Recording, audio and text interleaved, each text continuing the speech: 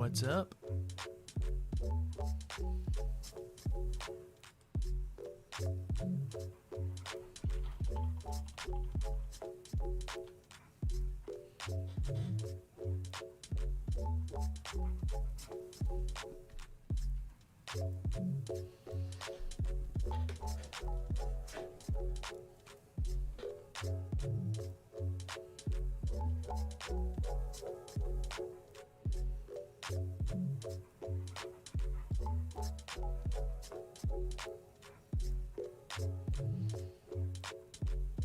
Can everybody hear me?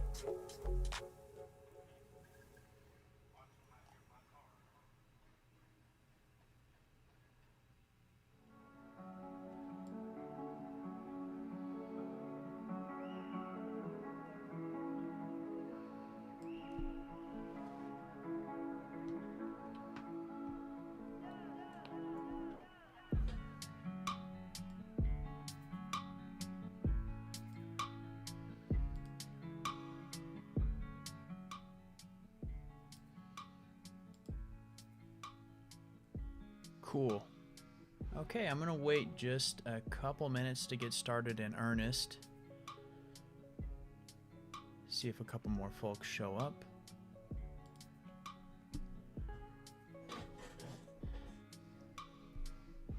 In the meantime, how's everybody doing?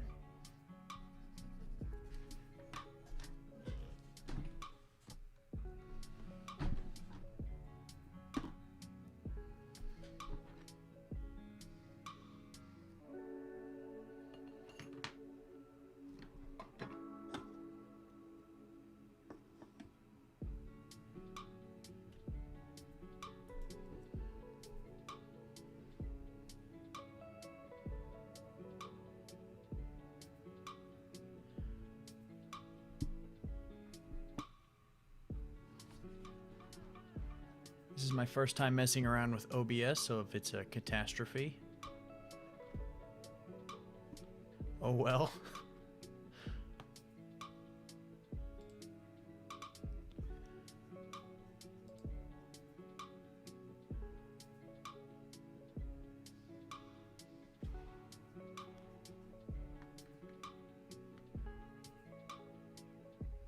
Nuker Wolf can only hear background music. Let me...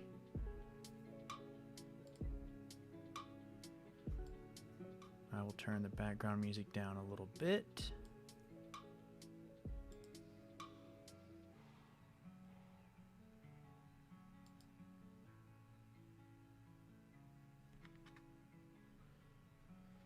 Anybody playing any D&D today?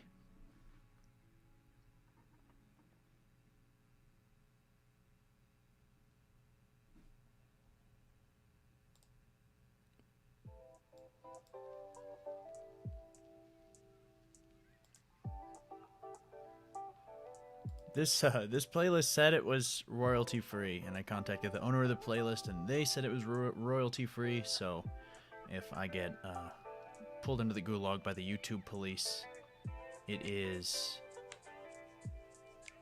It's been good knowing you. Maybe I'm wondering. I think my microphone is only playing to one channel. Nuker Wolf. I'm having some stereo issues as well, but as long as you can hear music and voice. Renegame Tuesday, Thursday game playing. You get to play and DM? Soon, I will be among that blessed few who gets to play and DM. One of my players has promised me. We'll see.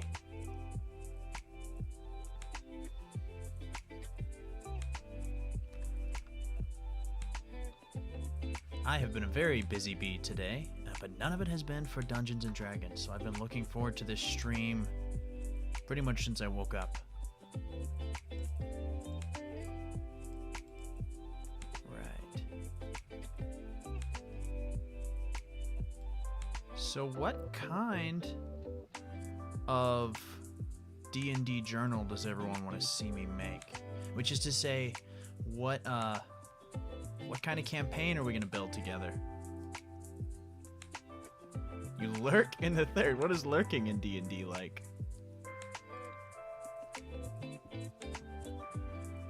Let me get back up there in design. There we go.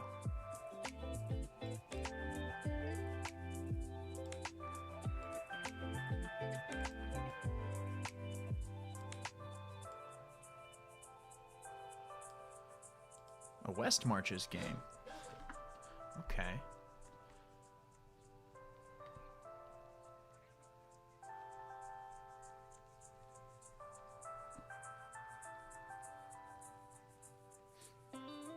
I mean, I've experienced that in real life, where there are game lurkers, and it's mostly just like roommates loudly eating Doritos, while everybody else is pretending to be elves using simple arithmetic. I've never gotten to be a lurker, but. Yeah, I like to. I guess I lurk in Critical Role and in the Chain, and then I lurked in Joe Bob's game. So it's not too different from Twitch streaming. It's just a lot more intimate. It's like a concert in your living room. Okay, so we got 7 folks. That's good enough for me. Tangled family tree.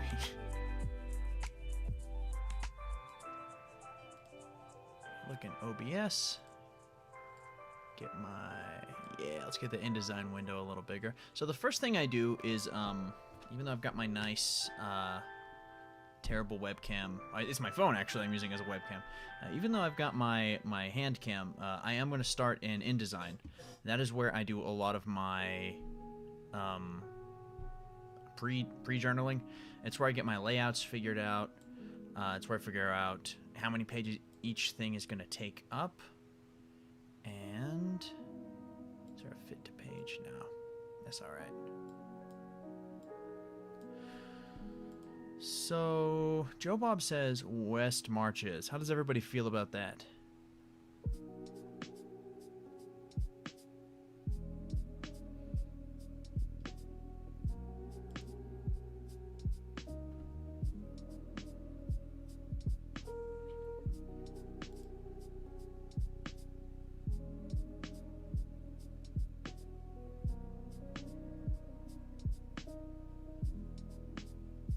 No preference. Delightfully neutral, Nuker Wolf.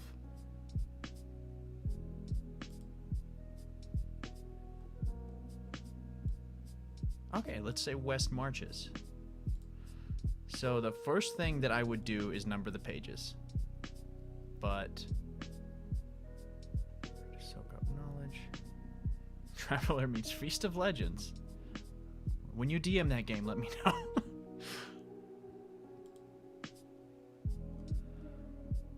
So the first thing I would normally do is number pages. I was figuring out OBS for the past couple hours, so as far as you all know, based on my videos, I never number pages, but I promise that I do and that I should. I will number them after this stream is over. So page 1.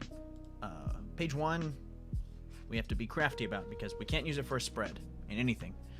So a lot of people use it for a table of contents. I like working a table of contents into spreads. So if I want to, like for instance, in my game world spread, if I want to find a specific region, I'll look on the world or the kingdom spread. If I want to find a specific kingdom, I'll look on the world spread. And it feels more intuitive to me than flipping back to a table of contents. It feels like I'm actually exploring through the game world.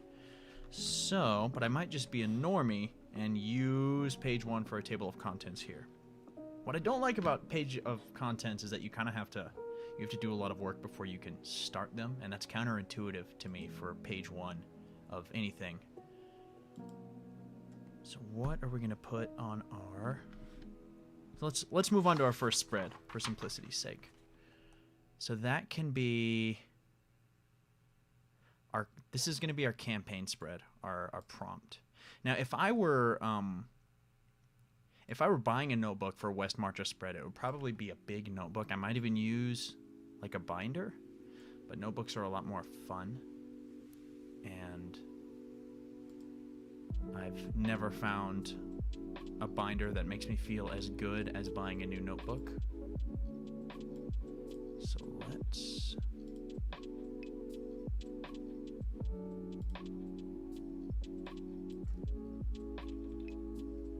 No, not 5,000. There we go. 45. Okay. So the first couple spreads, I'm not going to fill this out. I'm just going to use frames in InDesign. So, gotta have a map. So I'm going to allocate an arbitrary amount of space for the map. We are going to have our campaign prompt.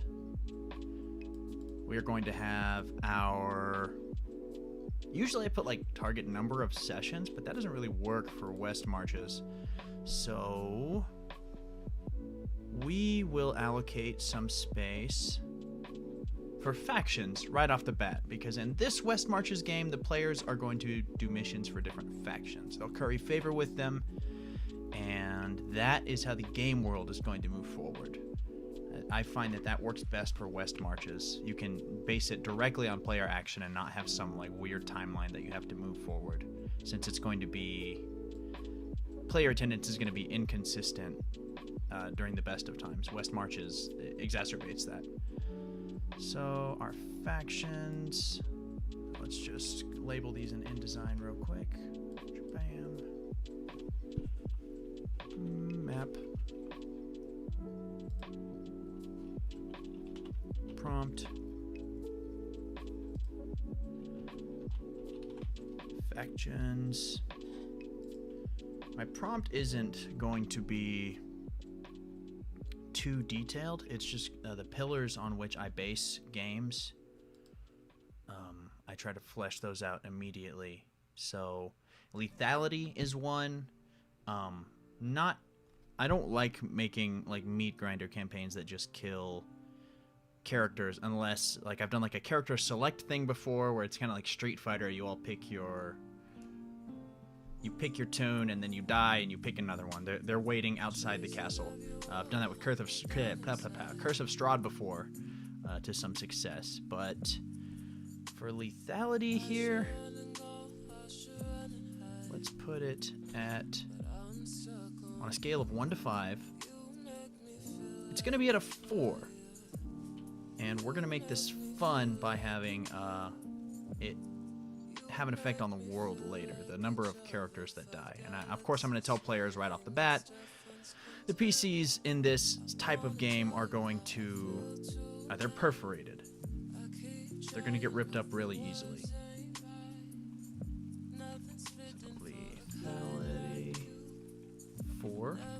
Our politics.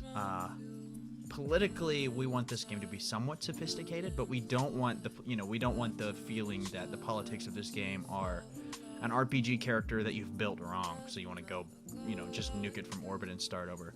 So we're going to say politics is a 3. And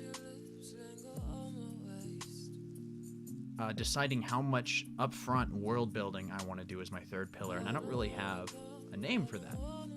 But so I call it player integrated world building, and I want most of this to be built by the players, maybe 30% for me. So we will say, I'll give it that percentile, 70%.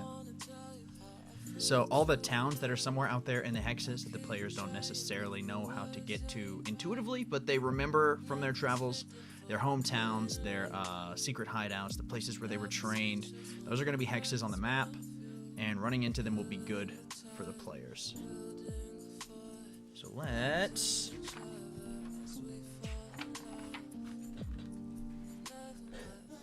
We'll call this... Sorry, I'm using my phone, and the app I'm using won't let me autofocus or change the focus at all. So it might be a little bit blurry. Maybe it'll resolve itself as the stream goes on. But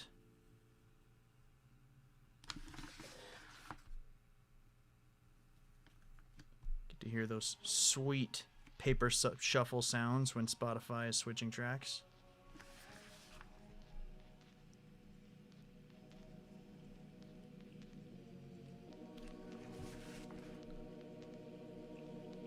What factions should I throw in this world? the players will curry influences. I like dealing in 5s. So 4 factions that range from like outwardly crafty and manipulative to like childishly lawful, like Finn the Human levels of lawful good. And then 1 faction that's just like total evil chaos. And sometimes, you know, the players can't really curry favor with them, but sometimes they'll get an offer that they can't refuse. So, West Marches game, as of yet, unnamed. Oh, did my camera... Yeah, I think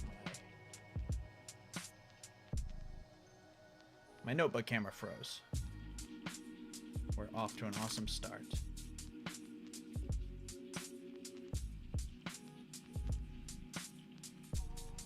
Because of the 6,000 messages I have on Facebook.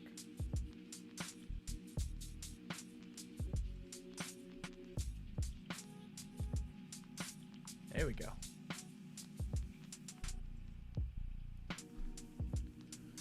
OBS, how are you feeling?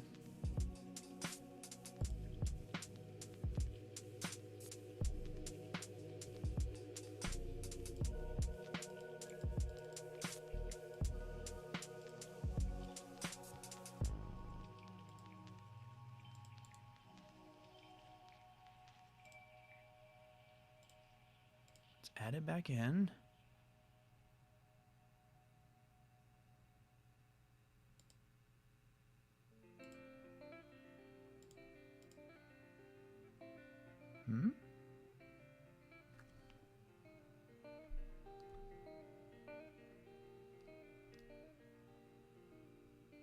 Okay.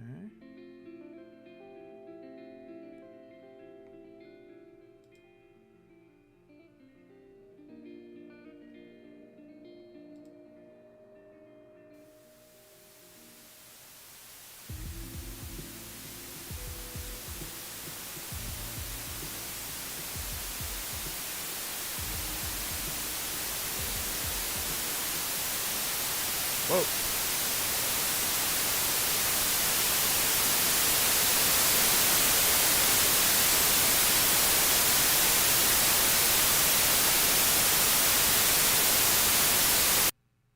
Okay. I think that was a loop back telling me that my free trial is over.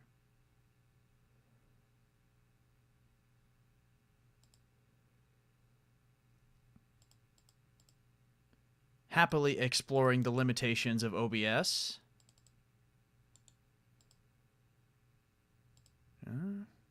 Video capture device. Existing. Yeah, the ambient static track. That's what it was. It was on purpose, of course.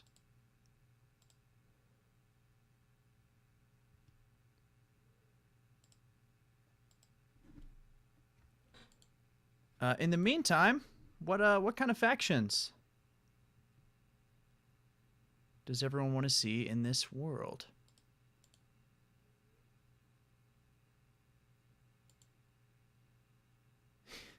Ooh, the false Hydra. Yikes. That is big time nightmare fuel. I thought that that's what was I thought that that's where the adventure zone was going to go, was false Hydra. It kind of did. But no spoilers if you haven't listened to the adventure zone. Epoch cam. Oh. Ah. Move it back. Move it back again. Okay.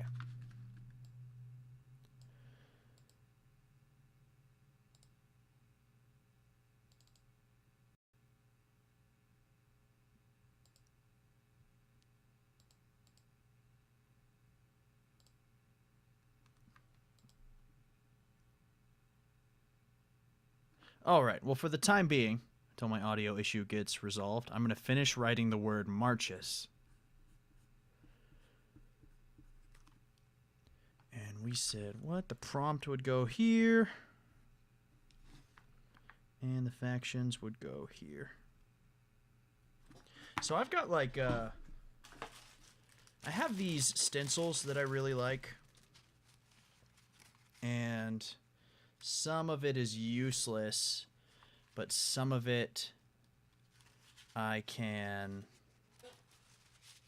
like, a lot of it is like for live, laugh, love type, you know, mom blog spreads, which, if that's your thing, awesome. It's not really the aesthetic of my D&D world. For each faction, I'll make a little banner.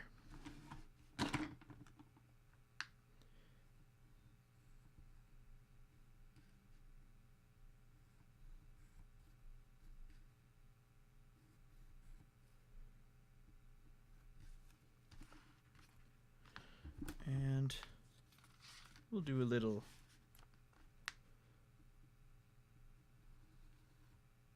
streamer for our campaign prompt.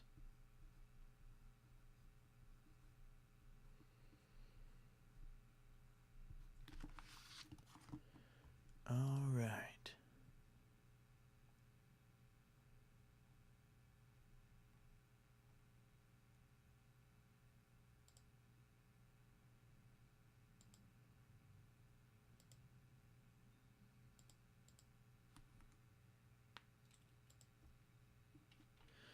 Faction 1. Well, okay. Well, now let's do our prompt. Carts before horses and all that. I wonder if there's no distance at which this text becomes even remotely readable. I can, however, put it up here for you to see it a little better. Not very good spacing on those faction banners.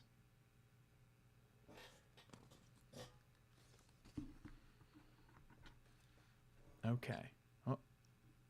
Oh, very cool. My epoch cam disconnected again. Okay. All right, I'm going to leave the static image up until it reconnects. But basically, our prompt is going to encompass a big question about the game world that the players will slowly answer over time. And there should be a few more implied questions that represent further adventures. For this one, I mean, for West Marches, it's easy to do something lazy like, why can't we remember that we're here?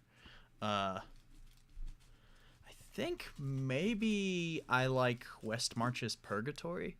Just something I've been wanting to do for a while.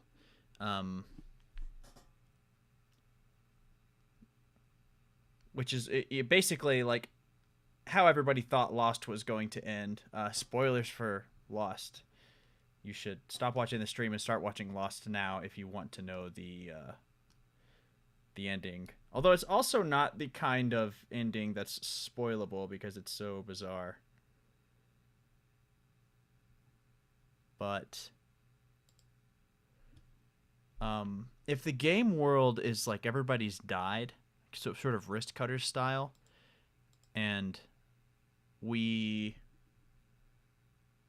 shouldn't be a mystery that they are dead, because that's kind of, it's dumb to pull that on your players unless you're just really freaking good at immersive and expectation setting style, like storytelling. But hold on, OBS is demanding my attention. Very cool. Cam. Okay. Delete.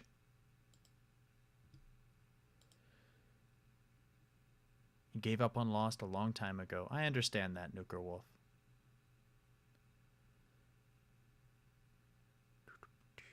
Video capture device. Yes. Epoch cam.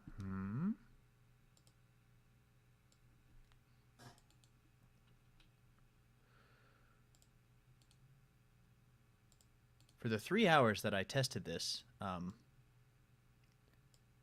was not having this issue.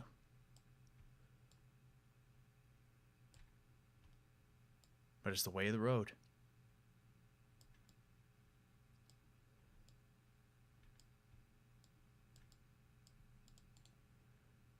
Order, move down. Okay, cool.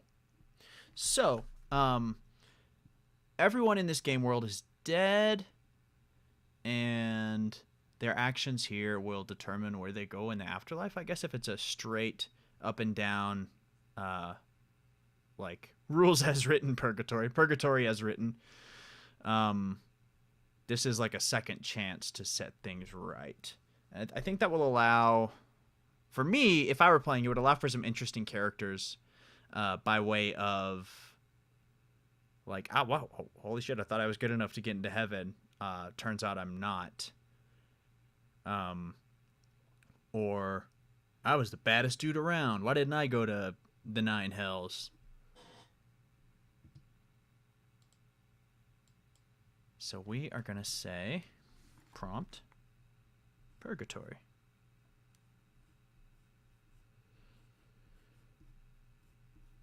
And that automatically some factions are popping into my head for purgatory. Who else journaling along? Is anybody? No pressure if you're not. So prompt purgatory, PCs.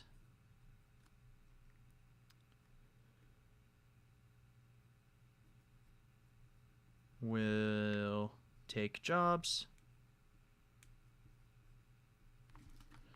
from factions to increase their likelihood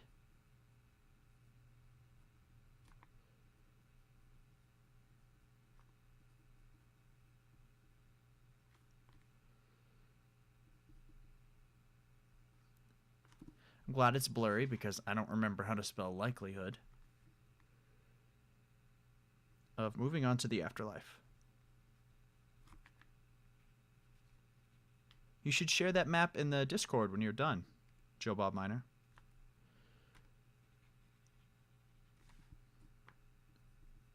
Okay. I like that. So what are the stakes then? What is death? Asking some very big questions for spread 1. What is death? I think that if you die in the game, then you die in real life. No. I think that if you die in purgatory, maybe you just start over. Maybe that's like your acquired experience goes back down to 0. That's kind of, I mean, and that would encourage people to make new characters when starting instead of just grinding up the old one, which I think adds some stakes to character death, but it's not just punishing people for participating in this campaign at all and getting invested in their characters. Or you need to pay a fee. Yeah, maybe you're just kept in a maybe you're just kept in like a gray zone.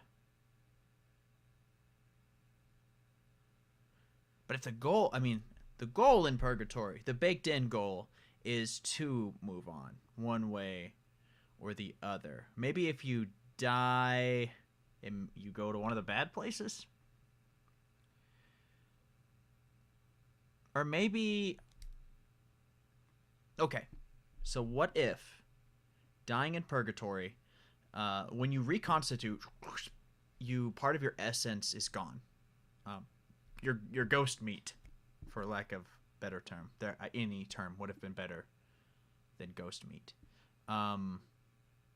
So dying a couple times means that you're just erased.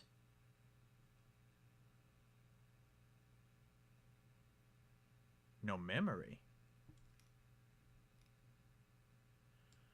Okay. How can we... I like no memory. I like that a lot. And if we could combine... Oh! Okay. You need to pay a fee. and that fee is memories, and that can be represented in both what was it, the punishment game, the game show Adventure Zone arc, earmuffs Adam, until I'll raise my right hand and wiggle my fingers. People lost memories by spinning a wheel. I think you can lose like a role playing related memory and come back neutral. But if you give up a game mechanic related memory, like a proficiency or a spell slot, or nothing inherent, just something learned, which we can work out the rules for that later. But pay memories to resurrect. Next time I stream, I'm gonna have a real webcam and not my phone taped to a you can see it, my phone taped to a microphone tripod, mic stand. Okay, so we're paying memories. Maybe each of these factions has the power to bring you back. And the memories that you give... No, that didn't go anywhere. Okay, each of these factions does have the power to bring you back. I think that they are the forces that sort of govern the small-time mechanics of this realm. Like the how gravity works and why people's souls go here when they die is big-time stuff. But stuff like how you come back to life or memory exchange, I think that's all going to be these factions. So there's definitely a faction of Illithids that is 100% like all about devouring your psionic goodies and sending you on death missions so that they get more of them. I think that might be our objectively bad guy faction. And so Nuker Wolf, that they do like certain memories. They like memories that inform your alignment, and they like memories that inform your... Spend your good boy heaven points to come back. You can sacrifice a memory to avoid the penalty. So the comeback currency is... Don't call it a comeback. The comeback currency is your acquired karma. For I know this is a terrible Western misunderstanding of karma as I'm stating it, but your action... No, action points means something else in D&D. Your good boy points. Your good boy heaven points, Adam. We'll call them that.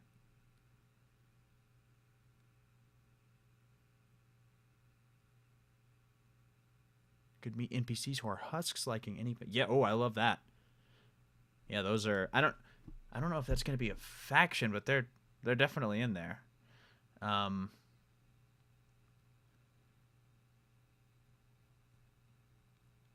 Yeah, Fable style karma. By the time you get to the end of Purgatory, you can sacrifice your sister for a sword because you have wicked cool devil horns. Yeah, exactly. Fable style karma, like not meaningful. Just like westernized God versus the devil type karma. There was, I think it was a Brandon Sanderson book where. Oh no. Warbreaker. The characters, they like spend their breath, which is their what makes life enjoyable, like their emotion, the capacity to feel emotions, and the breathless were the sort of gray folk, the lacking any lust for life. There was nothing left for them but just to exist on this code left in their brain. And I think, I think they are a faction. For now, I'll just say gray. That's what I'll call it. And our evil faction is going to be Mind Flayers of some kind.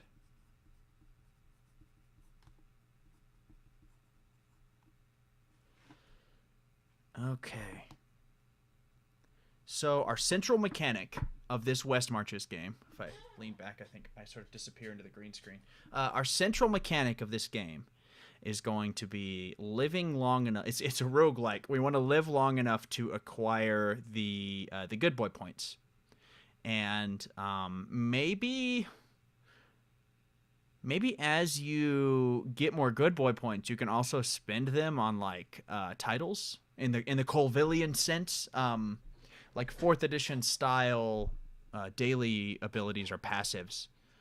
My first world building instinct, as you can see, is to give myself a lot more work to do. And let's say everybody starts out for a map on an island. And there are island chains all around.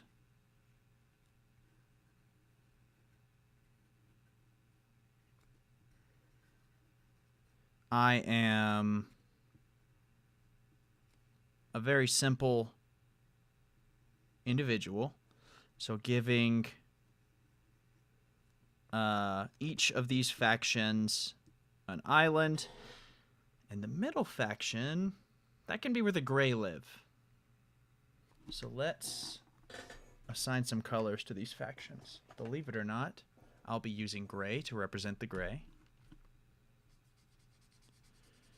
And the gray will be here in the center. Memories to resurrect. Spend, quote-unquote, karma to gain new abilities.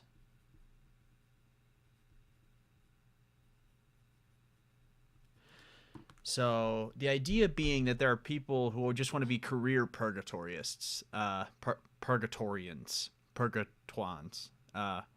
They want to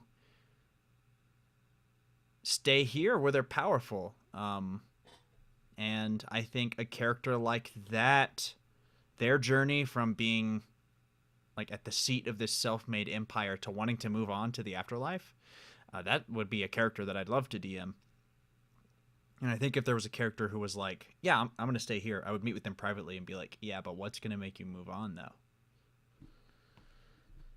The Mind Flayers. I got this sick-ass purple one. Black Razor, yes. Yeah, there can be some Melniboneans, some Elric folk with Stormbringer, but D&D version.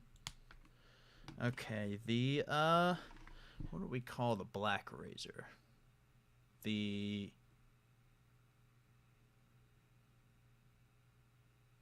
Star Eaters. Because every time a soul just straight up dies in purgatory, like do not pass go, do not resurrect for memory price, every time that happens, a star in the sky goes out. So you get a visual representation of what this faction is doing. And I'm going to give them this beautiful, like, matcha aquamarine color.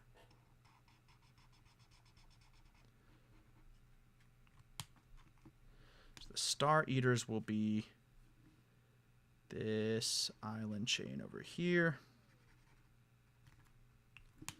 Our Mind Flayers will be this one over here.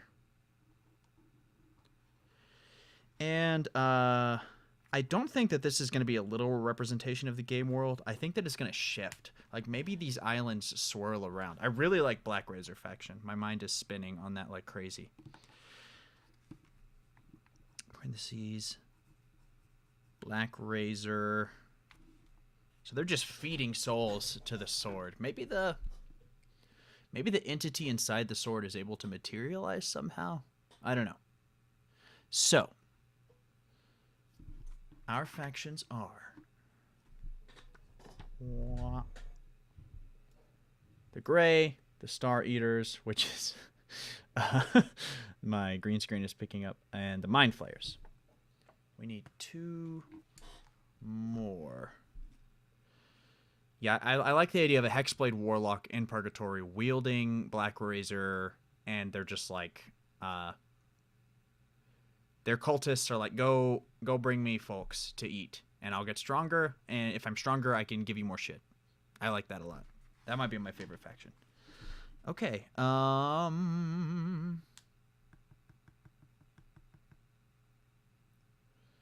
Maybe. Okay. I think that there is a family on the prime material plane, a noble family that was once a prime power, and they were just wiped out by a rival family. So now there's this noble family who is like, it is our birthright on another world to be rulers, and we're going to try to make that extend into this afterlife.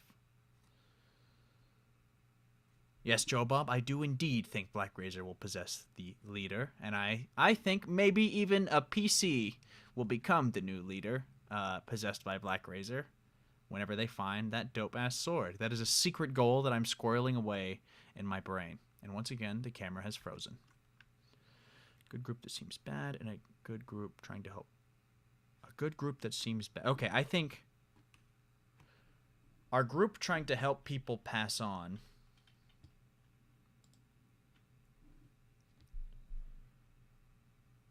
I mean, that might just be like penitent fallen paladins. Penitent fallen paladins. Penitent fallen paladins provide passage. Something that begins with a P that means assistance. Help.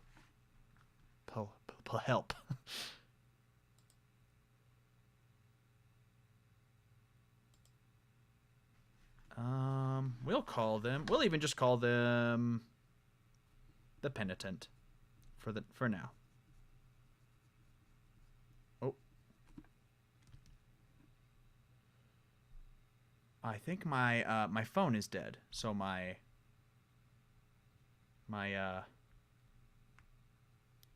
that camera's gone. So let's just work in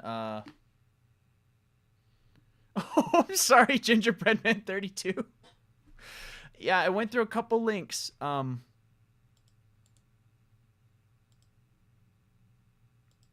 I'll catch you up. We're just my phone's dead, which was my other camera, so we're just gonna work in InDesign for right now.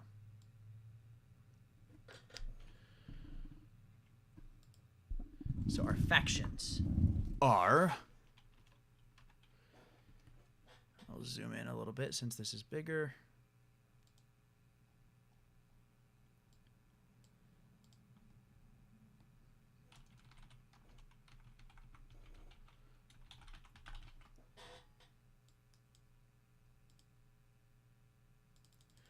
Our factions are the gray, the empty folk, or maybe even the empty. Mind Flayers. The Star Eaters. I can type eaters.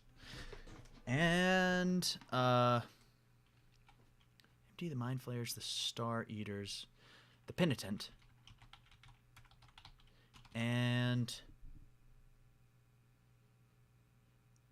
a good group that seems bad. Maybe just like servants to the whatever god is native to purgatory. There's probably a Forgotten Realms like true neutral god of nothing in particular. Let's see.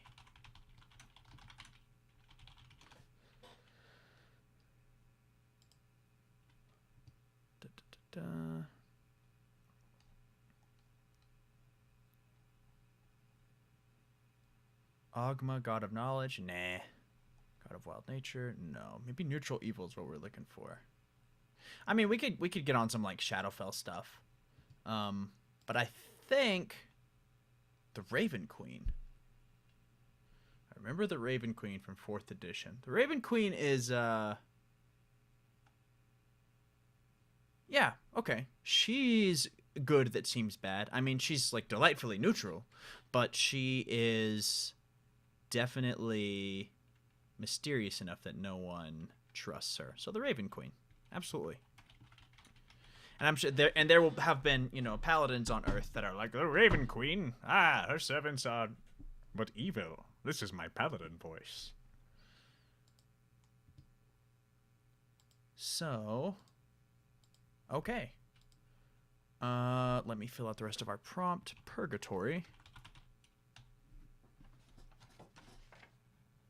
PCs will take jobs from factions. Take jobs from factions that increase the likelihood of their passing on.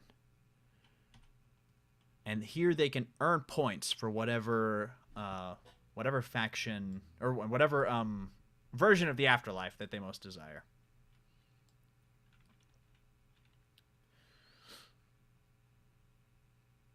She would want to have people continue their natural course. Okay, so the whatever afterlife they were going to go to before, she would want to well, I mean, however many points in favor, whether they're good place points or bad place points or neutral. I guess this is neutral place.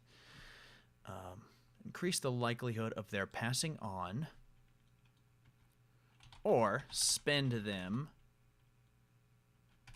the good boy heaven points on new features and I can spell features and abilities.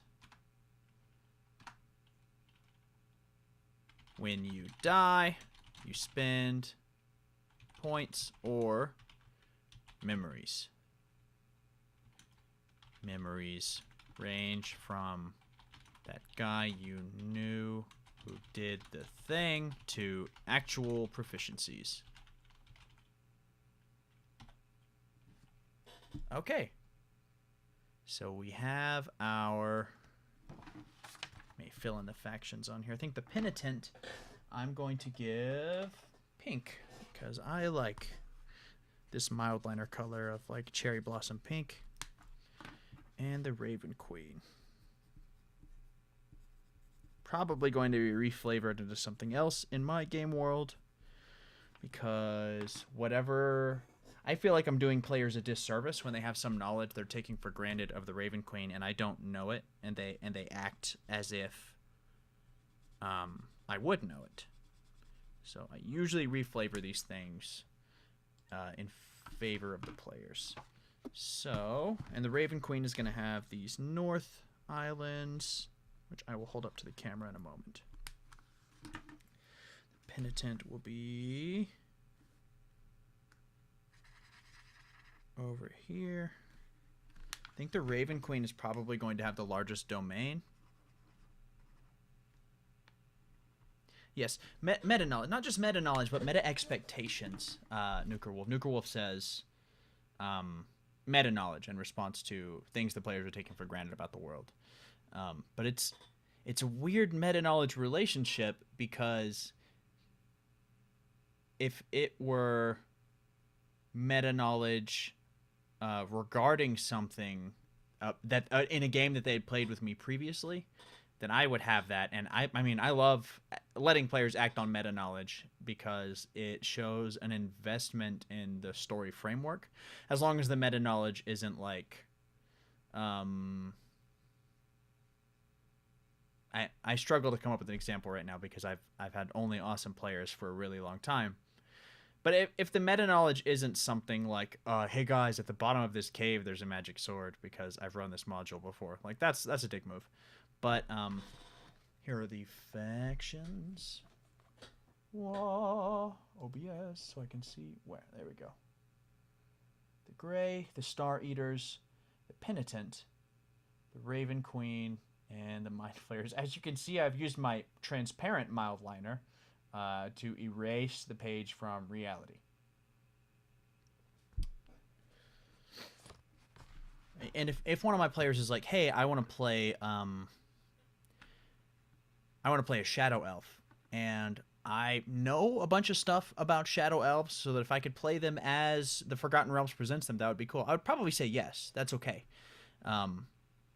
But I don't want to put the Raven Queen in my world and then have to read a bunch of Raven Queen stuff. But if a player is like, I'm going to play a servant of the Raven Queen specifically in this world, and all of my D&D wiki knowledge about, or not D&D wiki, that place is terrible, but all my Forgotten Realms wiki knowledge about the Raven Queen, I'm going to present as though it's a secret that my character is telling the other players. Like, I really like that.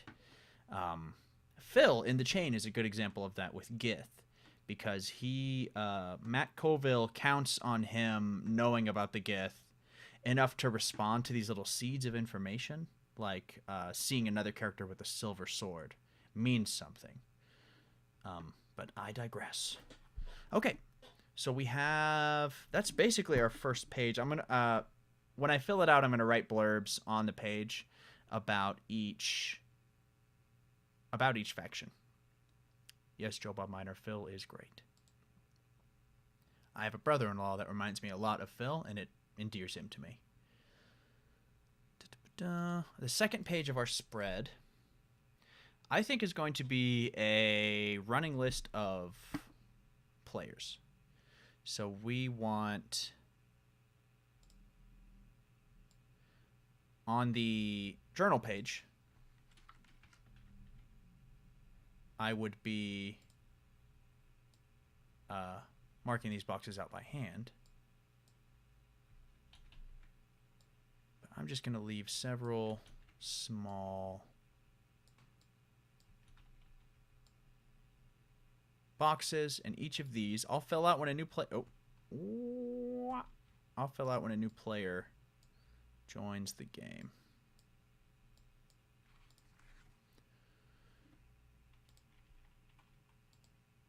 We'll say player A, player B, C. I've never set a player, like a hard limit on the number of players in a West Marches game. But arbitrarily, for Paige's sake, I'm going to limit it to, how many boxes is this? 3, 4, 5, 6, 7, 8, 9, 10, 11, 12, 13, 14, 15. We'll limit it to 16. And whenever they play a new character, I'll write that character in there and a brief, like, 4-word summary of their goals. So, for instance, if my childhood paladin, player A is Skylar. Character 1, Pendrid Lightsworn. Because I only played paladins when I was a kid because I was raised Catholic. Pendrid Lightsworn, lawful good paladin, wants to go to heaven. To go to LG heaven.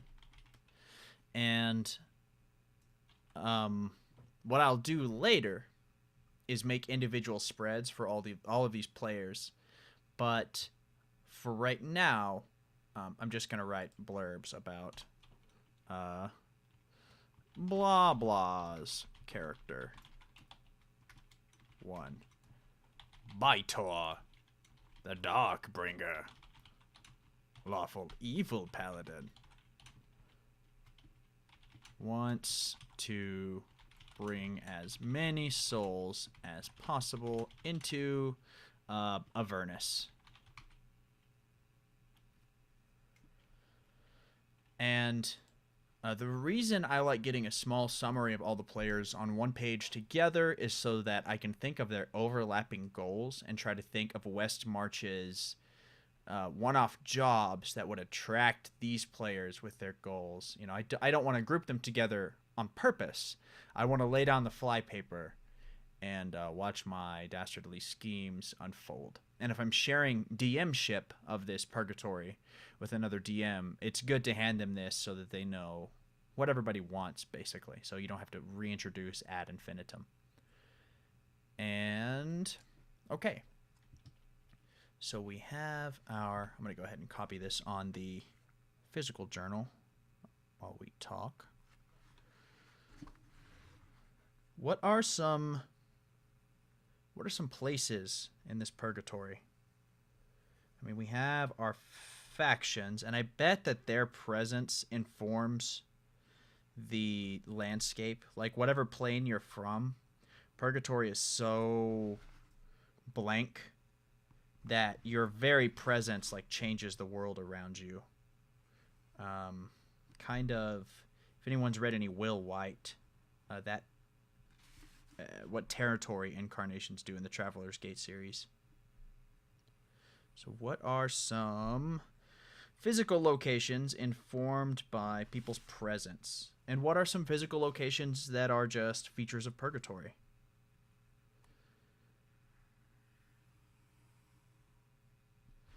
And that will represent the immediate people's awareness of like, hey, you can see this big thing in the distance. You can see this pillar of fire that has gathered around this colony of purgatory tieflings. Or this giant ship that sails around in the sky and sometimes stops for people and they don't ever come back. These are the things that you can see from the starting island, basically. You know, from the Great Plateau, you can see Hyrule Castle and Death Mountain, you know. So I'm going to give one, I think, to each faction.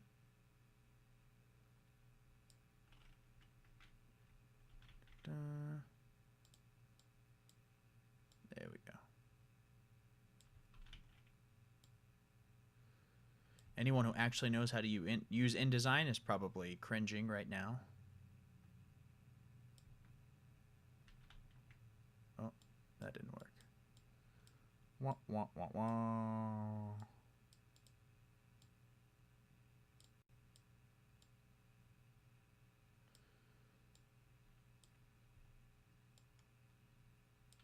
Okay. So we'll call if that was our campaign spread, this will be our adventure spread. But it's West Marches, so most adventures are going to be resolved in a single session. They'll just be like missions. So we'll just call this our location spread. How about that? Location 1, which we'll just call Gray Location. Location 2, which is Star Eater Location. Location 3, which is Penitent Location. I prefer the Avatar style of world building when it comes to dividing up features and factions, where I just oversimplify it and everyone's got an equal slice of the pie, basically. The sky is jet black when looking past the location of Black Razor. So are you saying that it's like a masking effect? That if Black Razor passes in front of your eyes at all, it... Oh, okay. I think... Okay, our Star Eater location... Yeah, just a slice of void. Hello, Aaron. Welcome to the stream. My my notebook view camera died, so we are doing it in InDesign. I will, however. Okay, still charging. All right, a slice of the void pie. I think it's much easier to see stars. And in my campaign settings, usually in my game worlds, Black Razor is... I'm glad you like... Okay, we're on the same page about InDesign. That's good. I don't actually know how to use it, though. So... I haven't looked up a single tutorial ever, and I just go with my gut, and it usually goes terribly. The Star Eater location, the Black Razor place. I think that we mentioned that every time a soul dies in this purgatory, a star goes out. And I think that when that happens, we actually see a black pseudopod reach out and take it.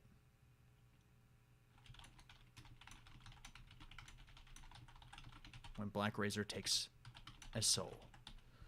And that happens from this void. It carries it into the void. Because in my setting, Black Razor and all sentient weapons are just like chunks of fallen stars that were sent by very distant stars that are actually like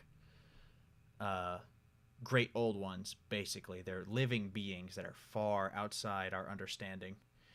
And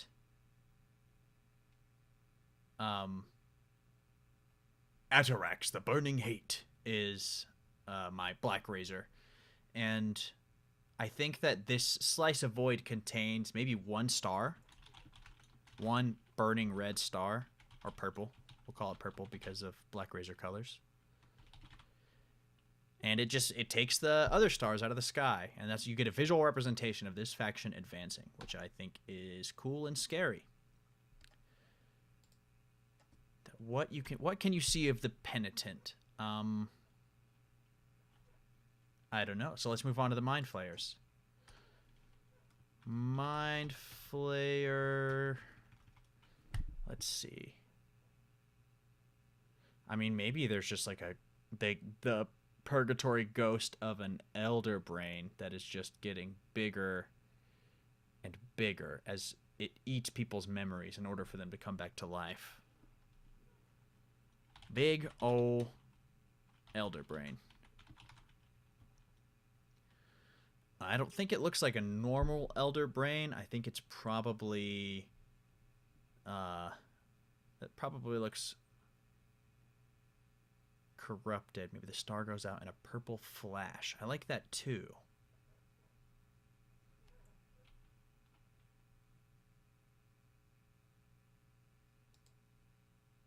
Big ol' elder brain. Somehow it looks corrupted. Like maybe it's somewhat translucent, or just totally colorless, or maybe the memories it eats inform its appearance. So if a Fire Ganassi PC who's like level 18 dies and has to give up a bunch of memories to come back, an hourglass-shaped brain, another unrealistic standard for brains. I can't get hourglass-shaped brain out of my head. I think that if there are like a group of people from a certain elemental plane, or someone with memories that have to do with like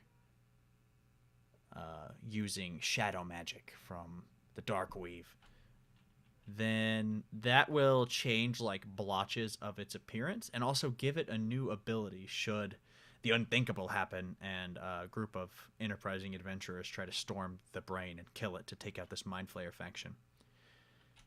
Forms its appearance and its abilities. Okay, I think this thing is massive. I think that it's like the size of something really big, like 20 blue whales stacked on top of each other. You can see this thing from very far away. The gray, I think these people go about routines that have no apparent meaning. They're barely remembered habits that they had from when they had meaningful lives, from when they had memory with color and vibrance and meaning in it. So there are like market stalls where nobody's buying anything, but people are walking around and like looking at the wares that aren't there. And they do that for a while and then they leave. And it's just this clockwork action. So there is the nothing market, we can call it for now.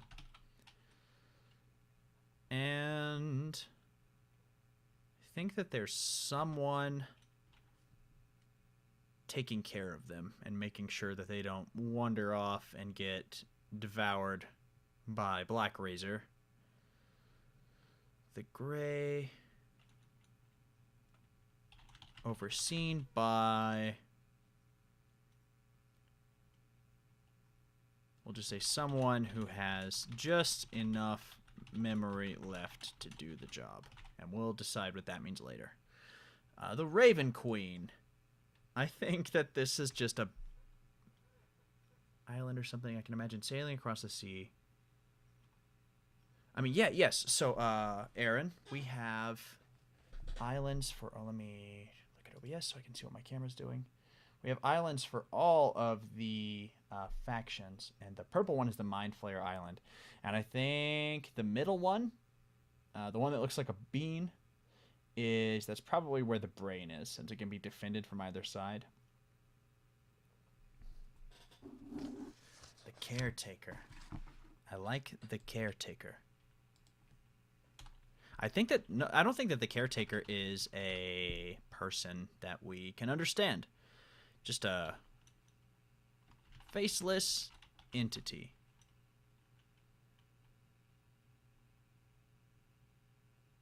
Inspiration to Nuker Wolf for the Caretaker. A faceless entity in a bundle of nasty rags. Less Dementor and more like just, it's not person shaped. It's like, it's upright and it has legs, but you can't see them. And probably smells really gross.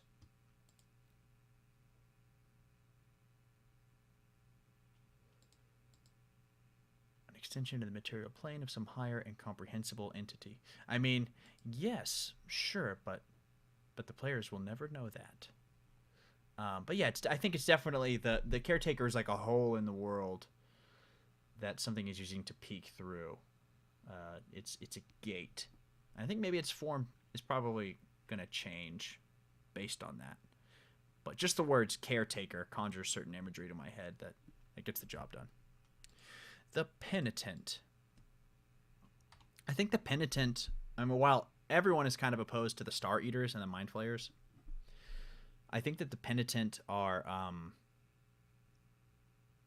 they probably see themselves as rivals to the Raven Queen just out of axiomatic. Paladins probably opposed the Raven Queen as a death goddess despite her role here being pretty much the same as the Penitent.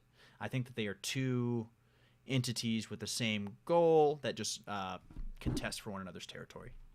So they are going to have a beautiful a beautiful starlight castle. And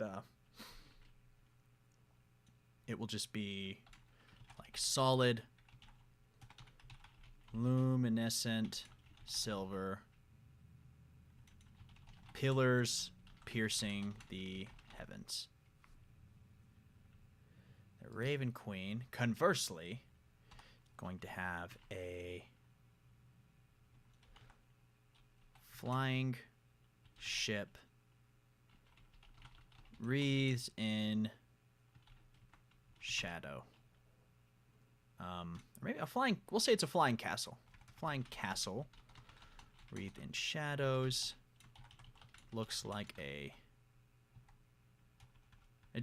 looks silhouetted all the time.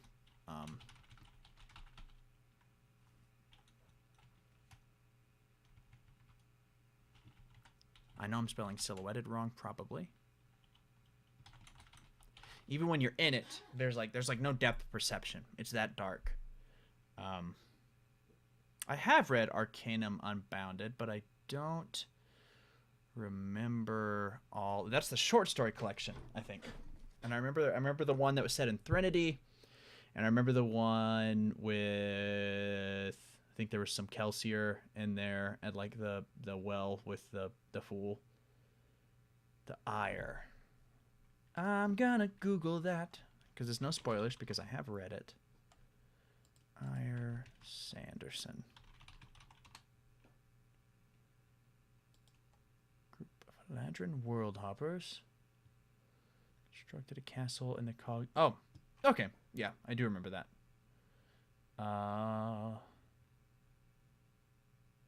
And they...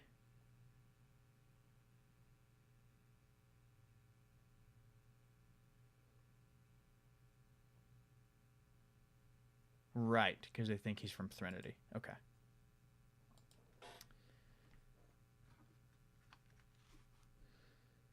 So... Time. And I think...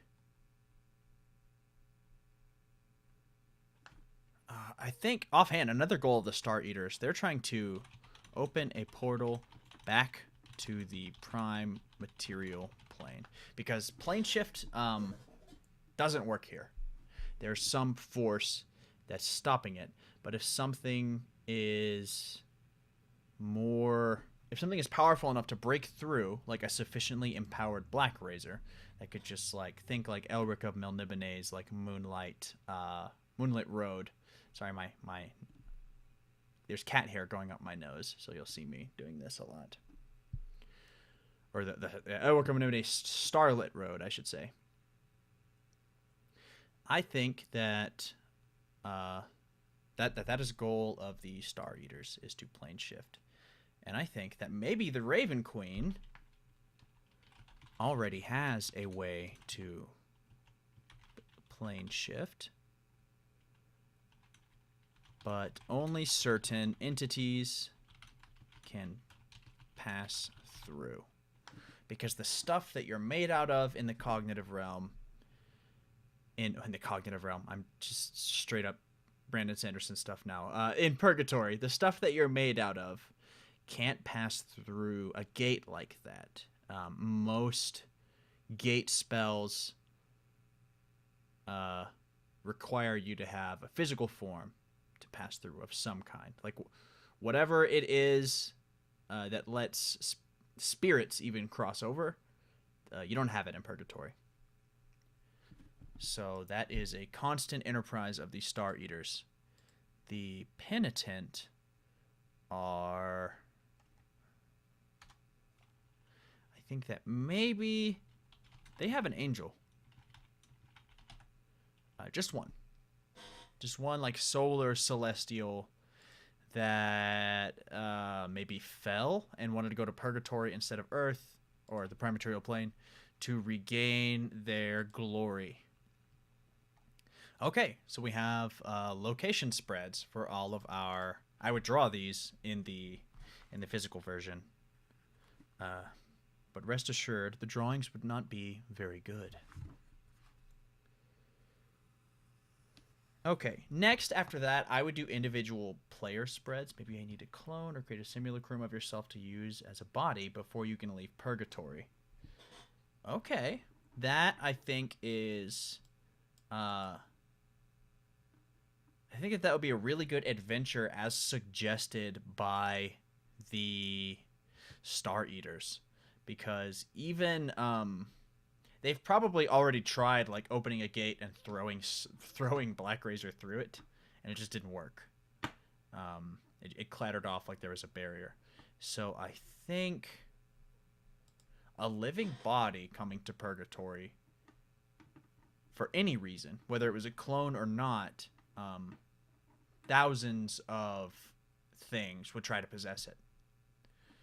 And that would be a good, like, NPC protection mission. If you were doing a mission for the Penitent that were like, hey, you protect this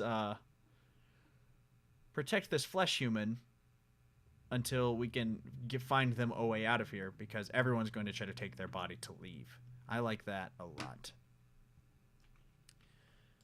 On the next several pages, I would do player spreads. I would probably leave like 16 pages for it, with one player on each individual page.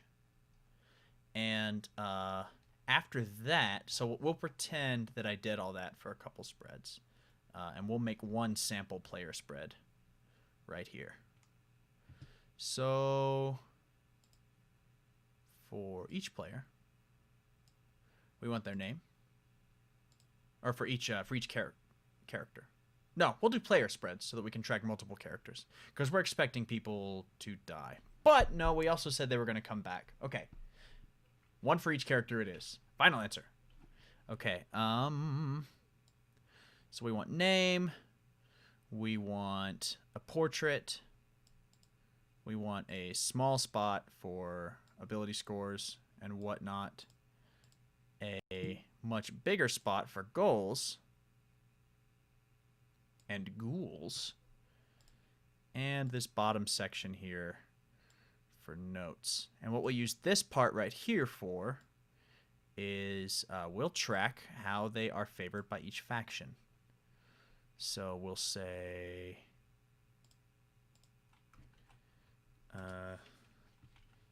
every spread will have an identical section like this.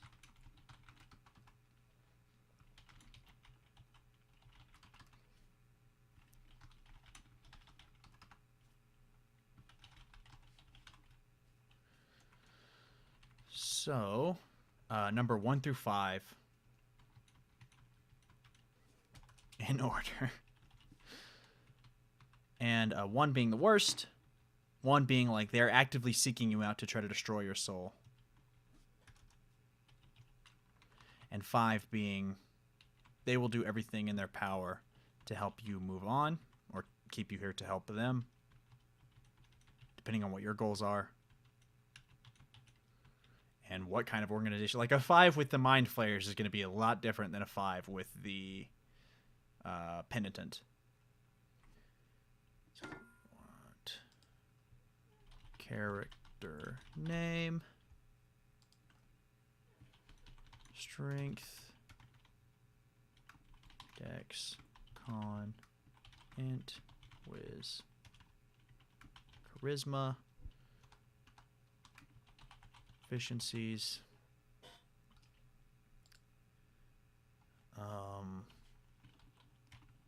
blah blah, hails from the blue kingdom. They want to get to neutral good heaven as a servant of Yupidu, the neutral good god. And an ongoing list of their goals would go here. So, like, wants to help X NPC move on. Wants to disrupt X plan of X faction, Y faction. And down here for notes, this is for stuff that's more like always rushes into battle when children are involved, or pissed off X NPC at this point in time. And this is stuff in the notes section. I look at that when I'm thinking about a consequence that I can invoke.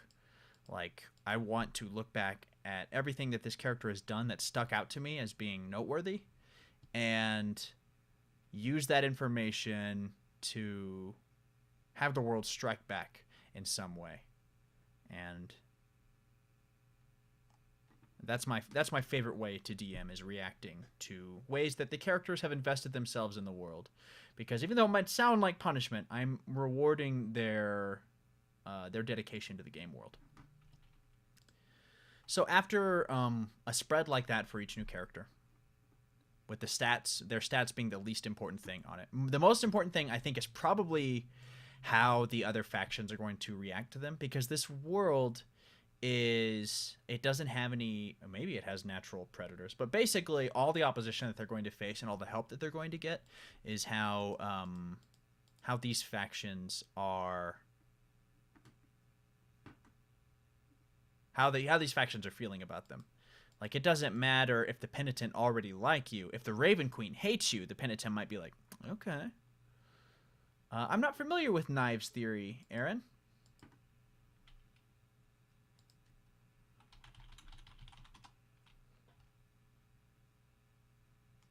Anything that can make a conflict personal. They're called knives. Okay.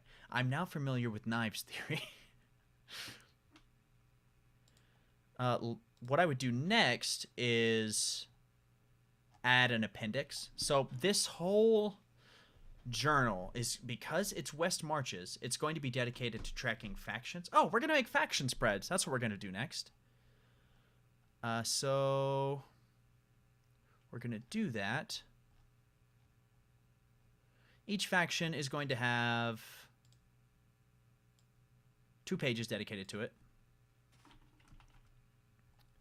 with a faction name, a larger map of their territory, a list of the major players, a list of the faction's major goals, and over here is a notes section. And we'll put treasure down here. Our first appendix is going to be for treasure. Faction name, the Gray.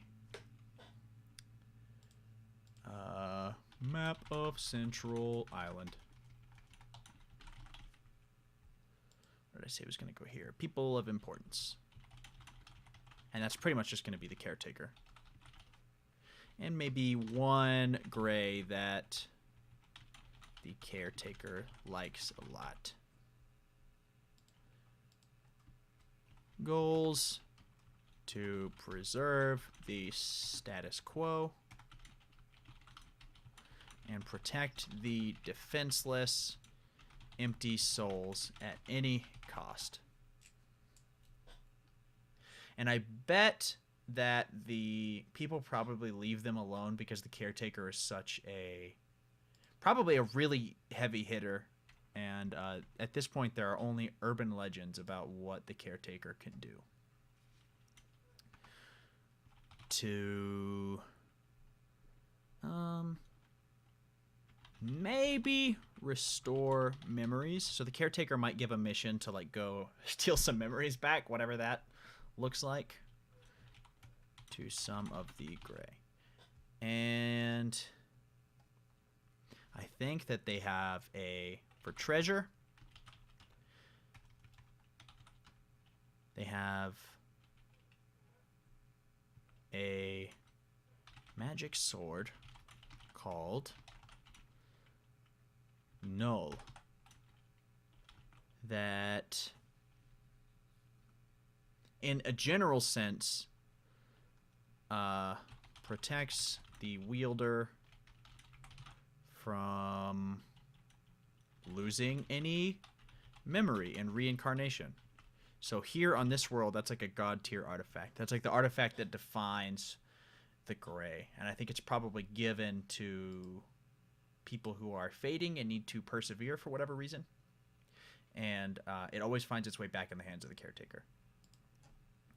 For our notes section, similar to the characters, we're going to put things that happen here, like on date,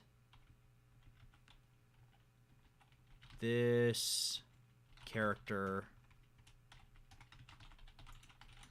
did this, or this thing, that this magic item that someone found,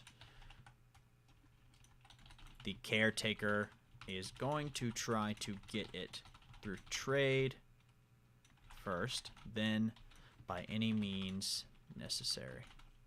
So anything that's going to shift the action of this faction, the action of the faction, I'm going to put it here. Even to the effect of like, this faction fell. Its members scattered on this date. So that's our faction spreads are going to look like that. You'll notice I mostly just want to track people's goals and people's the things that they do, the knives, as Aaron has said, that are going to give me something to use later. I'm not worried about lore. I can type all that up in a Word doc and reference it when I'm prepping the game. I don't like putting just like anything I'm not going to use in a D&D journal. because the idea is that I only want to bring this to the table, not 10 binders and a printed out Word doc and an iPad.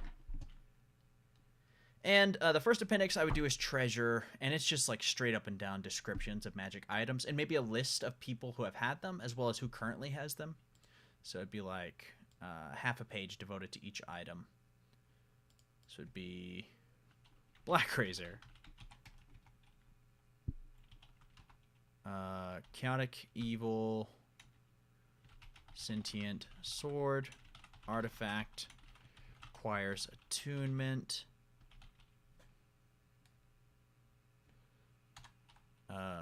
Black Razor stuff,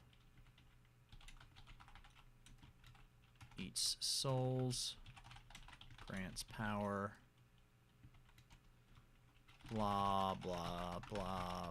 Rules description, current or list of wielders. Wielders? I before E? That's a useless rule. List of users. There we go. Circumventing having to learn how to spell by using simpler words. Current faction leader is going to be the last on the list. So we'll say Elric of Melnibone. Corum. Yosemite Sam. And Bytor. No, I already used. That's one of my old character names that I like to use. Antares. Thrice. Thrice kinged. Antares thrice kinged. No, that sounds terrible when I say it out loud. Antares uncrowned. The uncrowned one is the current wielder. And this allows me to track. I think that there are a finite number of artifacts in this world, and I'm not going to put like +2 sword with no other features in this appendix. That's something a character can track on their own. But these are the artifacts that when a character wielding them dies, the political landscape of this world is going to change. And Black Razor is definitely one of those. The next appendix I would put is probably... so pretending that we spent several pages on treasure appendix, is a monster appendix. And I don't mean just every monster we're ever going to use, because I use index cards for that. I don't want to bog... Like, if I'm only going to use whatever the... What are those... Like shadow goblins? Nibblings?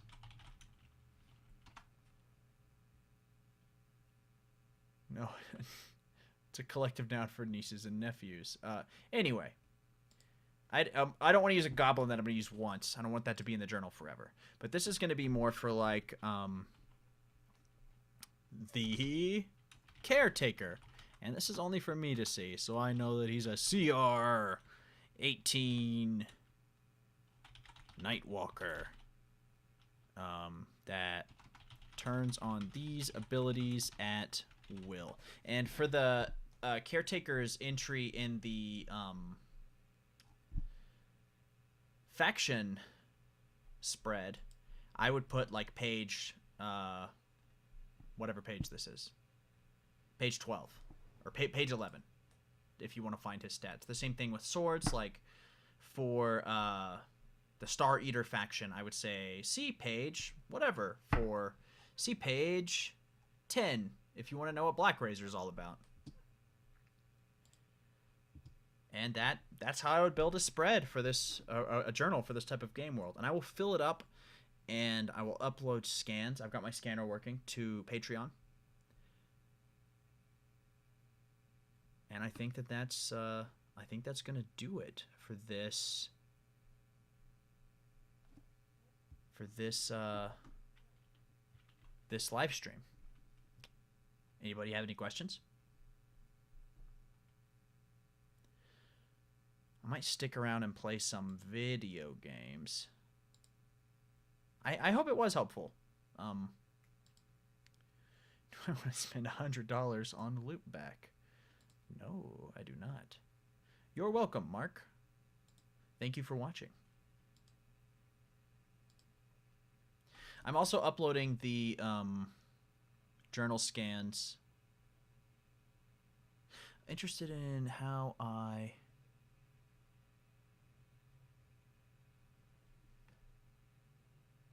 Joe Bob Miner, I encourage you to run the game. You might even get to play in it. I think I might do a Discord West Marches in this game world. I did check into it, Aaron. I looked it up. I said, I don't know what that is. And I looked it up and I said, now I know what it is. And the VOD will be on YouTube later.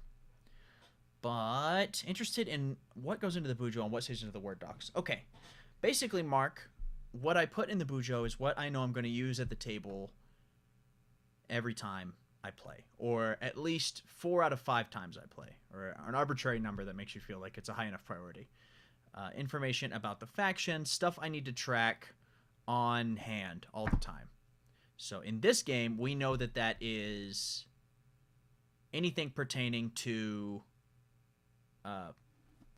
who the characters have wronged or righted, and tracking the characters. Oh, I should have put a part in the character spread for their good boy points.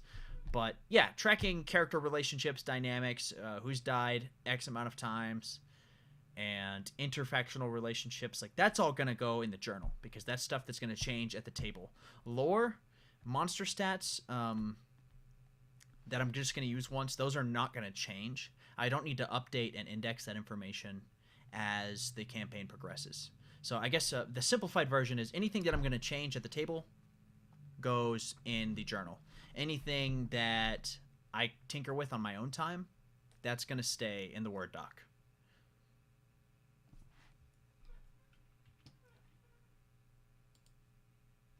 And